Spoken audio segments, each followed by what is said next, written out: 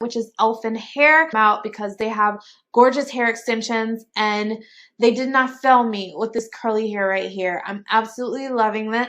This is their Brazilian curly hair. So this hair is super full, super big, but it is not high maintenance at all. I have been on the hunt for like the perfect curly hair, and I know the last hair review that I did for curly hair, the hair was a little bit more expensive than some of you liked, but this hair is more affordable. So if you're on the hunt for some curly hair, I'm gonna give you my thoughts on these hair extensions right now. So this hair does have shedding, and that's mainly when you detangle it. Y'all know that you have to detangle curly hair every time you wash it. So shedding is pretty normal, but it's very minimal. I've experienced minimal tangling as well, but nothing crazy, just when I'm detangling the hair.